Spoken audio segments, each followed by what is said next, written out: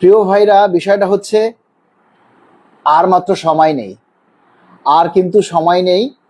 আগামীকাল একদিন সময়, 16 তারিখ আমরা কিন্তু আমাদের যেই কর্মসূচি সেটা আমরা পালন করার জন্য আপনাদের সবাইকে অলরেডি আমরা ইনভাইট করেছি। যে দেখুন, আগামী 16ই মে ঢাকার মধ্যে আপনারা যারা আছেন, অন্তত আগামী 16ই মে ঠিক 3টায় আমাদের জাতীয় প্রেস ক্লাব চত্বরে আমাদের সাথে আসেন, মৌল মিছিলে অংশ নিন।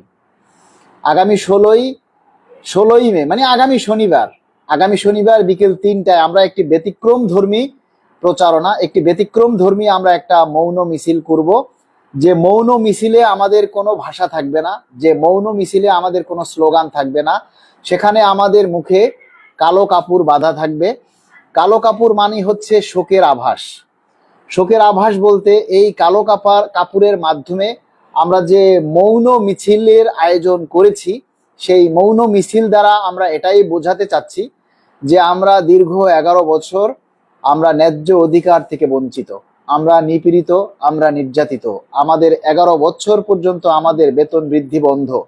সেই শোকটা প্রকাশ করার জন্যই আমরা এই ব্যতিক্রমী একটা মিছিল, মৌন মিছিল আমরা আগামী 16ই মে মানে আগামী শনিবার আমরা এটা করব জাতীয় প্রেস ক্লাব চত্বরে।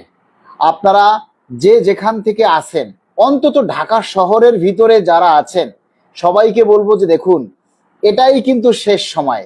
এরপরে কিন্তু আর কোনো কর্মসূচি দেওয়ার সুযোগ নেই, কেননা এরপরে আর অফিসই খোলা থাকবে 3-4টা দিন। তারপরে হচ্ছে ঈদের আয়োজন। ঈদ হয়ে গেলেই দেখবেন যে 2-4 দিন পার হতে না হতেই দেখবেন যে 7ই জুন বাজেট অধিবেশন শুরু। এই বাজেট অধিবেশনেই আমাদের ভাগ্য নির্ধারণ হবে ইনশাআল্লাহ। তবে মহান আল্লাহর উপরে, সৃষ্টিকর্তার উপরে আমাদের ভরসা আছে, এবং দেশ নায়ক জনাব তারেক রহমান মাননীয় প্রধানমন্ত্রী, যার উপরে আমাদের আস্থা রয়েছে। আমরা বিশ্বাস করি এবং আমরা আশাবাদী যে আগামী বাজেটে আমাদের জন্য পে স্কেলের বরাদ্দ রাখা হবে, কেননা আমরা সেই চাপটা সৃষ্টি করতে পেরেছি। সারা দেশ থেকে আপনারা যেভাবে আমাদেরকে সাপোর্ট করেছেন, সারা দেশ থেকে আমাদের এই কর্মসূচিকে আপনারা যেভাবে পালন করেছেন, সহযোগিতা করেছেন, তার জন্য আমরা আপনাদের কাছে কৃতজ্ঞ থাকব। শেষ সময়ে আমরা আপনাদেরকে যেটা বলছি যে ভাই, একটা কথা চিরাচরিত নিয়ম যে শেষ ভালো যার সব ভালো তার। এই শেষ ভালোটা আপনারা সবাই অংশ নিন, এই শেষ ভালোটায় আপনারা সবাই একটু অংশ নিন। কারণ আগামী শনিবার আমরা যে মৌন মিছিলটা করব, এই মৌন মিছিলটা কিন্তু সারা বিশ্বে দেখবে, সকল মিডিয়াতে এটা প্রচার হবে। তাই আপনি অংশ নিন, এবং আপনি যে আসবেন, যেখান থেকেই আসেন, আপনি এই আপনার মুখে বাঁধার জন্য একটা কালো কাপড় আপনারা নিয়ে আসবেন। তাহলে দেখা গেছে অনেক মানুষ উপস্থিত হবে, সবাইকে তো আর আমরা কাপড় দিতে পারবো না। তাই আপনারা যার যারটা সবাই যদি অ্যারেঞ্জ করে আপনারা এই কালো কাপড়টা নিয়ে আসেন নিজের মুখে বাঁধার জন্য, তাহলে সবচাইতে বেটার হয়।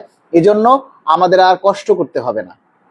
প্রিয় ভাইরা, আমি আপনাদেরকে একটা কথা বলতে চাই যে দেখুন, এতদিন আমরা আন্দোলন সংগ্রাম প্রোগ্রাম করেছি আমাদের টাকায়। আমরা আপনাদেরকে বোঝাতে চেয়েছিলাম, বলতে চেয়েছিলাম যে ভাই, এই শেষ প্রোগ্রামটা, একটা প্রোগ্রাম করতে অনেক টাকা লাগে, অনেক খরচ হয়।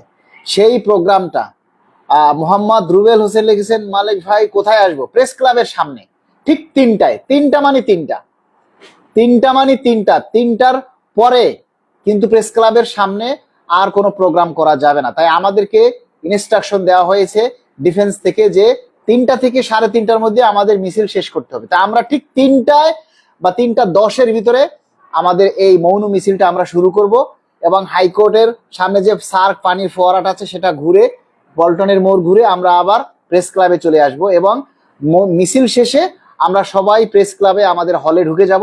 সেখানে গিয়ে আমরা আমাদের আলোচনা সভা আমরা পরিচালনা করব।